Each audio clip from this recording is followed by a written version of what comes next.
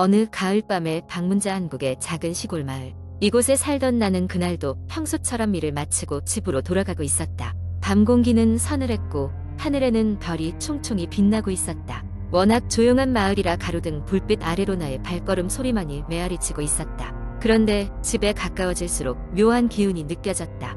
뭐랄까? 누군가 나를 지켜보고 있는 듯한 느낌이었다. 집에 도착하자마자 대문이 바람에 쓸려 열리는 소리가 들렸다. 순간 나도 모르게 소름이 쭉 돋았다. 귀신을 본 것도 아니었지만 기분이 여간 찝찝한 게 아니었다. 대문을 잠그고 집 안으로 들어와 현관문까지 잠갔다. 하지만 이상한 기운은 여전했다. 아마 그날의 피로 때문일 거라며 스스로를 달랬다. 샤워를 하고 따뜻한 차 한 잔을 끓여 마신 뒤 소파에 앉아 TV를 보고 있었다. TV에서는 매주 즐겨 보던 드라마가 방영 중이었다. 그런데 문득 창문 너머로 무언가 지나가는 그림자가 보였다. 순간 심장이 덜컥 내려앉는 기분이 들었다. 분명 바람에 지나간 나무까지 그림자겠지 라고 생각하려 했지만 이상하게 그 모습이 잊히지 않았다. 몇 분 후 드라마가 광고로 넘어갔을 때였다. 갑자기 집에 정전이 되었다. 모든 전등이 꺼지고 TV 소리마저 멈춰버렸다. 나는 혹시 차단기가 내려간 것이 아닐까 하는 생각에 손전등을 들고 차단기 쪽으로 갔다. 그런데 차단기는 정상이었다. 그럼 대체 뭐지? 너무 이상했다. 그때였다. 쿵쿵쿵 누군가 문을 세게 두드리는 소리가 들렸다. 예상치 못한 소리에 깜짝 놀라 손전등을 떨어뜨리고 말았다. 잠시 어두운 곳에서 손전등을 더듬어 찾고는 혹시나 하는 마음에 부엌 칼 하나를 챙겼다. 다시 빛을 들고 문 쪽으로 다가갔다. 누구세요? 두려움에 목소리가 떨렸지만 물어보았다. 대답은 없었다. 문틈으로 살짝 밖을 내다보았지만 아무것도 보이지 않았다. 장난일까? 라고 생각하며 안심해보려 했다. 문을 열고 확인해볼까 고민했지만 그럴 용기는 나지 않았다. 그러다 10분 정도 지났을까 다시 전기가 돌아왔다. 집안은 다시 밝아졌고 TV 소리도 다시 켜졌다. 그제서야 조금 안도하며 다시 자리에 앉았다. 하지만 그때 TV 화면 한쪽에 이상한 누군가의 얼굴이 보였다. 순간 몸이 굳어버렸다. 화면에는 낯선 남자가 나를 바라보며 웃고 있었다. 순간 공기가 얼어붙었다. TV를 꺼버렸지만 떨림은 멈추지 않았다. 겉으로 드러나진 않았지만 나는 집에 혼자가 아니라는 것을 직감적으로 알 수 있었다. 그날 밤 나는 한숨도 잘 수 없었다. 계속해서 집안을 돌아다니며 창문과 문들을 확인했다. 그리고 문득 이날 아침에 들었던 이야기가 생각났다. 최근 이 마을에서 어떤 수상한 남자가 나타났다는 소문이 돌고 있었다. 그가 누군가의 집에 침입하려 한다는 것이었다. 그런 이야기를 머릿속에서 떨쳐낼 수가 없었다. 그날 밤 누워서라도 잠을 청하기 위해 침대에 몸을 누인 순간이었다. 머리맡에서 낮은 속삭임이 들려왔다. 너도 봤지? 다시 몸이 얼어붙었다. 속삭임은 여전히 이어졌다. 나를 봤다면 이제 넌 혼자가 아니야. 눈을 감고 있었지만 누군가 내 곁에 있다는 것을 확실히 느낄 수 있었다. 곧 뜨거운 눈물이 흐르기 시작했다. 다음 날 아침 모든 것이 꿈처럼 느껴졌다. 집안은 평소와 다름없었고 아무런 흔적도 남아있지 않았다. 하지만 밤만 되면 여전히 그 그림자가 떠오르고 속삭임이 들려왔다. 나는 아무래도 이 마을을 떠나야겠다고 마음을 먹었다. 아무도 믿어주지 않겠지만 내 정신이 멀쩡할 때 떠나는 것이 최선이라는 생각이 들었다. 이 이야기는 고요한 마을 속에서도 우리가 알지 못하는 무언가가 숨어 있을 수 있다는 불안감을 조성합니다. 공포 이야기는 자주 우리의 일상적인 설정에서 벗어나지 않은 채 그 안에서 발생하는 불가사의한 사건들을 통해 독자를 공포에 빠뜨리곤 합니다. 두 번째 이야기. 어느 여름밤 서울의 한적한 동네에 위치한 오래된 주택가에서는 늘 그렇듯 고요한 밤이 찾아왔다. 거리는 가로등 불빛 아래 적막했으며 사람들은 무더운 하루를 보내고 편안한 잠을 청하기 위해 각각의 방으로 들어갔다. 이곳에 사는 주민들은 이 동네가 그저 평범한 주거 지역일 뿐이라 생각했지만 몇몇 사람들은 이곳에 얽힌 오래된 이야기들을 떠올리며 가끔 불길한 느낌을 받곤 했다. 그 중에서도 가장 유명한 이야기는 이 집이 아직 신축이던 1970년대 초반으로 거슬러 올라간다. 당시 이곳에 살던 한 가족이 의문의 사고로 모두 사망했다는 소문이 마을에 퍼지기 시작했다. 사건의 정확한 진상은 아직까지 밝혀지지 않았지만 사람들은 이들 가족이 사망한 밤에 이상한 울음소리와 함께 집안에서 들려왔다는 소름 끼치는 속삭임에 대해 이야기했다. 그 이후로 집은 오랫동안 비워져 있었고 마을 사람들은 그 집 근처에 가는 것을 꺼렸다.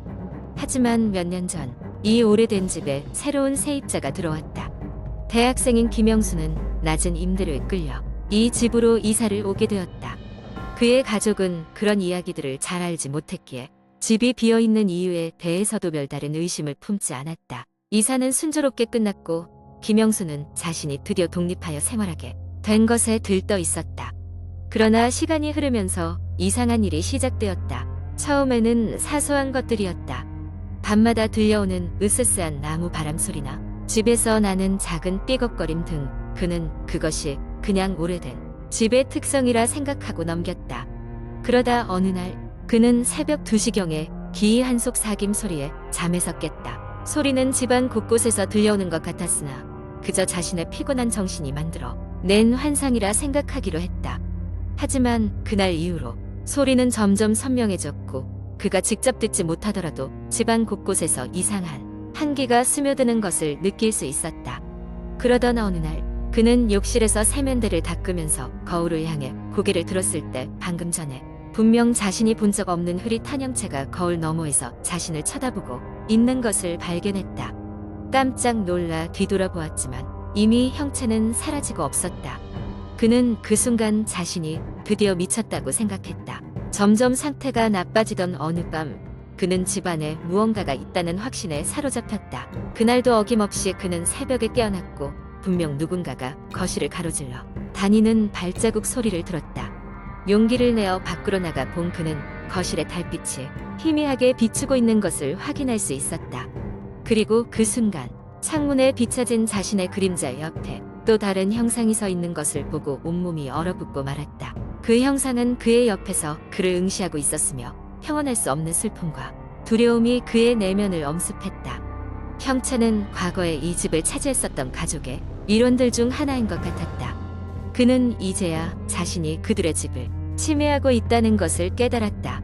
그는 즉시 집을 떠날 결심을 하게 되었고 다음날 아침 얼굴이 창백해진 채로 급히 짐을 싸서 집을 떠났다. 주민들은 그가 떠난 이후에도 가끔 그 집에서 희미한 불빛이 보인다거나 창문 너머로 그림자가 서성이는 모습을 목격했다고 전했다.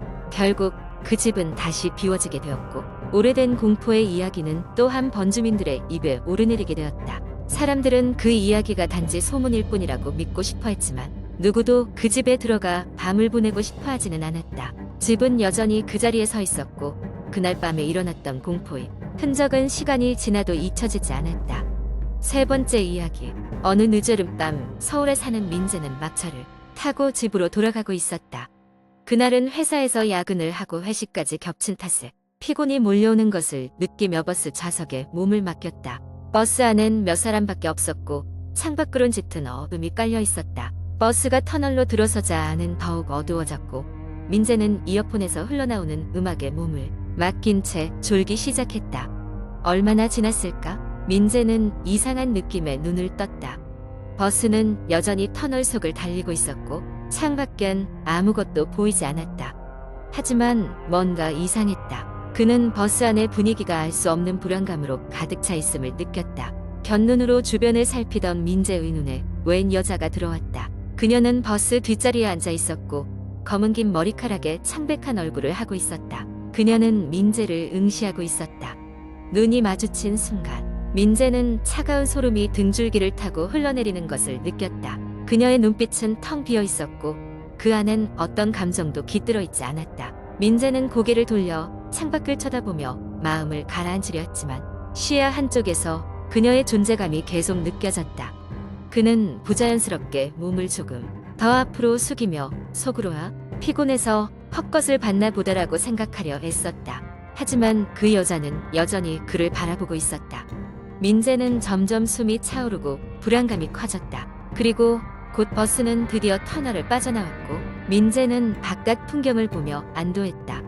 그러나 그 순간 아까의 그 여자 목소리가 들렸다. 낮고 맑은 목소리였다. 내려야 할 곳을 지나쳤어요.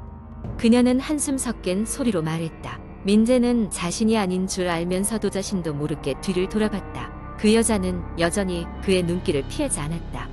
게다가 버스는 아까부터 정류장을 여러 번 지났는데 왜 그녀는 내리지 않았을까 하는 의문이 들었다. 민재는 그녀의 존재가 점점 두려워지기 시작했다.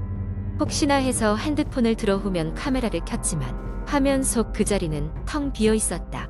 민재는 머리가 어질어질해지며 이 상황이 심상치 않음을 직감했다. 당황한 채로 그의 시선은 버스 기사에게로 향했다. 기사 아저씨는 평온하게 운전만 하고 있었고 뒷좌석 상황은 전혀 못 본 것 같았다. 민재는 이젠 어떻게 해야 할지를 고민했다. 그대로 그녀와 마주보고 있기엔 불안감이 컸기 때문에 그는 치밀어 오르는 공포를 이기고 버스의 하차벨을 눌렀다. 버스가 멈추자 민재는 서둘러 버스에서 내렸다. 정신없이 버스에서 내린 후 민재는 한숨을 돌리며 안전거리를 확보하려고 뒤를 돌아봤다. 그의 의식은 온통 방금의 사건에 얼얼했지만 그는 그 여자가 내리지 않았다는 사실에 약간의 안도감을 느꼈다. 집으로 돌아가는 길, 민재는 그 일이 도저히 머리에서 떠나지 않았다. 그리고 그 뒤로도 몇 주간 그는 항상 똑같은 시간에 그 버스를 타곤 했다. 혹시라도 그녀가 다시 나타날까 해서였다. 하지만 그 여자는 2번 다시 나타나지 않았다. 하늘에선 가을비가 내리고 그는 여름밤에 그 이상한 여자를 이제는 점차 잊어가려고 했다. 그러나 그의 마음속엔 여전히 그날이 차가운 눈빛과 목소리가 남아있을 뿐이었다. 아무도 그녀가 누구였는지를, 왜 버스에서 그를 바라보았는지는 알 수 없었다. 그것은 그저 한국 인터넷에 떠도는 수많은 괴담 중 하나처럼 그렇게 끝나버린 미스터리였을지도 모른다.